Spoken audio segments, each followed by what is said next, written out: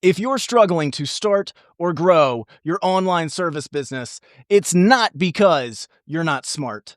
It's not because you're not good enough or handsome enough or your mama didn't love you enough. If you're struggling to start or grow your online service business, it's because you're stuck believing one or more of these 10 limiting beliefs. So let's fix that right now. You and me, dear viewer, who is handsome enough, by the way. I can't see you through the screen, but I know it. I know it, and I believe it, and I believe in you. You can do this. You can be successful. And with that, we'll dive right in to limiting belief number 1. Limiting belief number 1 is, I need a perfect idea before I start. I need everything to be perfect before I start. And I'm going to say this, and hopefully this isn't offensive, but that is an employee mindset. This, I need a perfect idea. That's how an employee thinks. So when you're at a big company or even a small company, what you need to get to do anything, to move anything forward, is you need buy-in, quote, buy-in from, quote, stakeholders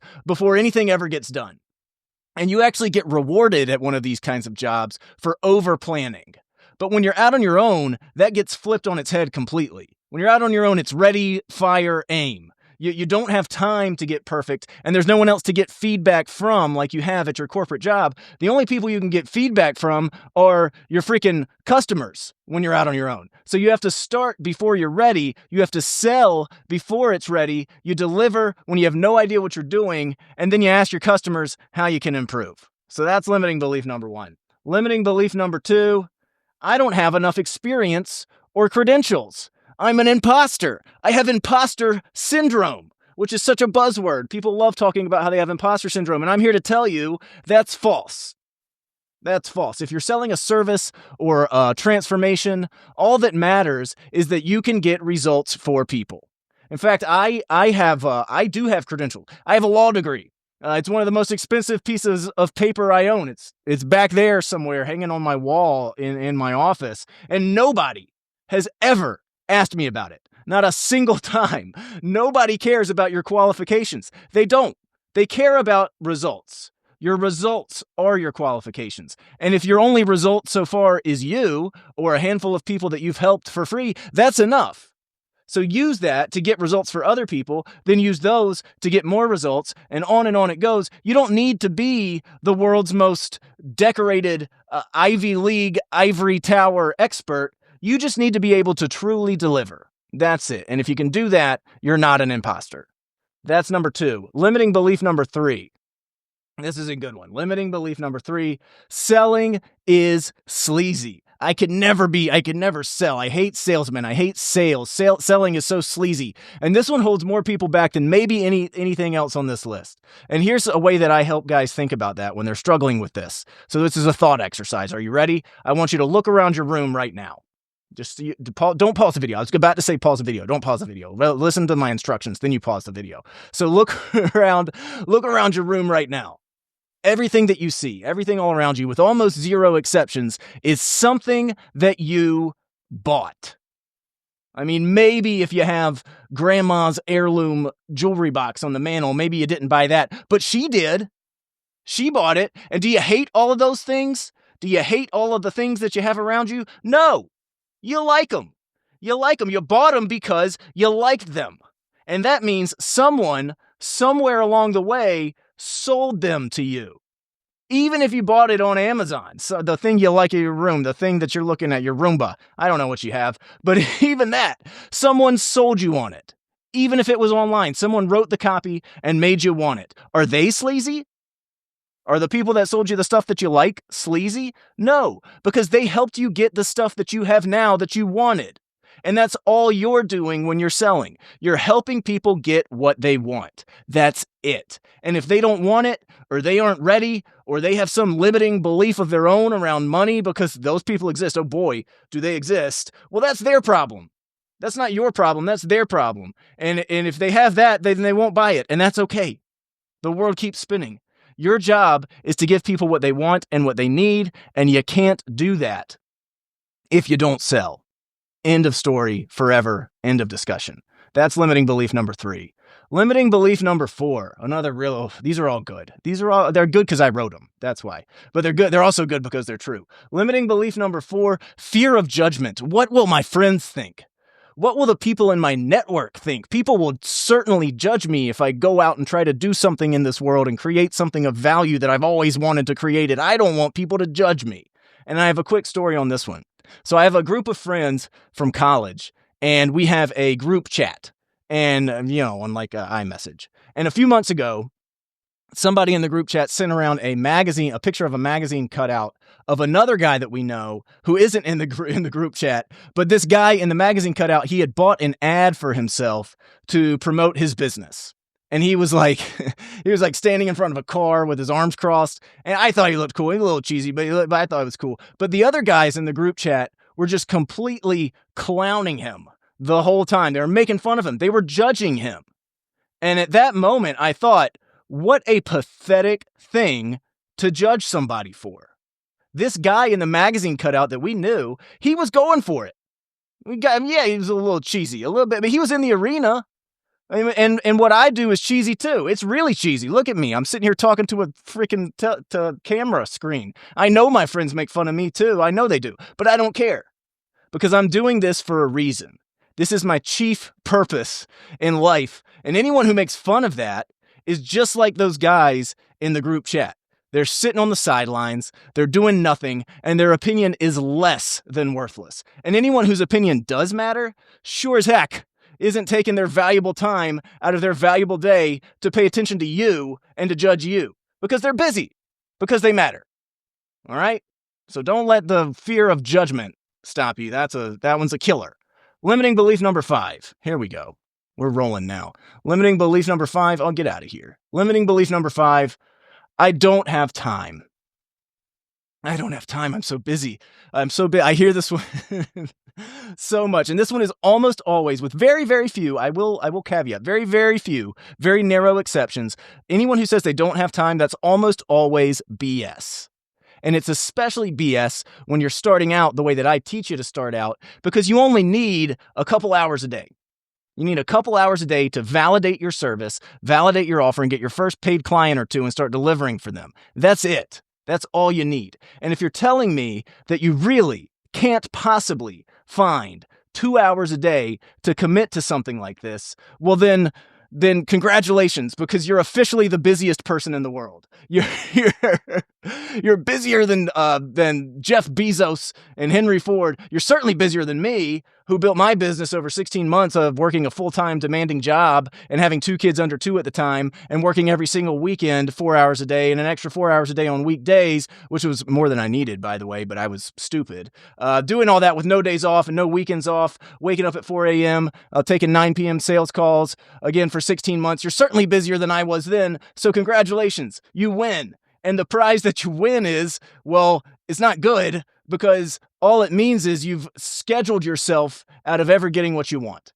And whatever you do, by the way, don't pull your phone out and look at your screen time if you're saying you're too busy, because if it says that you're on your phone for 3 or 4 hours a day, then, well, that would make you a liar. And you're not a liar, are you? I didn't think so. You're just the busiest man in the world. So, congratulations, Mr. Chief Busy Person. Okay? Limiting belief number 6. I need to get my website up first. And then I need to nail my branding before I actually go do anything. I got all these things I need to do first. No. No, you do not. What you need to do is you need to go try and sell your thing. That's it. That is all that you need to do at the beginning. And sure, if you're selling B2B with like really fancy businesses, you might need a website just to show that you're a real person, that you're not a scammer. But that's it. And even then, that's a stretch. Yes, eventually you need a website. Eventually, you need to think about your branding. And eventually you need content, which is really powerful. But not at first. Not at first. At first, all you need to do is prove that people will pay you, the one starting this thing, you, the one watching this thing, you, the one growing this thing. Prove that people will pay you for an outcome. That's it. And anything else that you're doing is just procrastination, fake dopamine, making you feel productive when really it isn't adding any actual income to your business. That's number 6. Stop tinkering with your websites, people. Limiting belief number 7, it's just so risky. It's so risky to do a business, to actually try to do something. And I hear this one all the time too. Is it risky to start a business? Of course it is. Of course it is risky to start a business. Anytime there is a chance of failure or there's a chance of an outcome which you would deem suboptimal, then the activity in question is inherently risky. Of course it is. But that means everything that you ever want is risky. You're not going to stop doing everything else. And your job, your 9 to 5, certainly falls into that category of risky too, because right now, they're your only income channel. They're it. Whereas if you had clients or you had customers, then you have dozens or hundreds or even thousands of income channels. And that to me sounds way less risky than just having the one client who's your employer, your boss, the one source of income. All right, that's how I think about risk. Number 8, limiting belief number 8. Here we go. Limiting belief number 8, well, I shouldn't guarantee anything that I do because that's also risky. That's too risky. And to that, I say, stop it. Stop it. You are going to, listen to me. As you go forward and you go on this journey, you are going to guarantee everything for the rest of time. You are going to make it abundantly clear that with everything that you ever sell, ever, that there is a way for the customer or the client to be made whole if they aren't satisfied with your performance. Full stop. Zero exceptions. And will you wind up refunding money eventually? Of course you will. Of course you will. But even if you wind up refunding 10% of the money that you take in, which would be almost unheard of, by the way, that would be a very high refund rate and would show that you have something else going wrong. But even if it is that high, that's still way more money for you than keeping 100% of zero, which is how much you'll sell without a guarantee. And that's hyperbole. You can still sell some things without a guarantee, but it is so fractionally small and insignificant of an amount compared to what you would sell by reversing the risk for your prospect that it's not even worth any further consideration in this video at all. Everything that you sell, and I'm not saying you have to offer like a, if you don't get the result guarantee, that can be a little sketchy, but you need to have a way for every single person to be made whole if they aren't satisfied. End of story. And you need to publicize that everywhere you go because you're going to sell a lot more. And if you don't have that, then you're eventually going to wind up selling zero. Okay. Limiting belief number 9 is, but it's so saturated.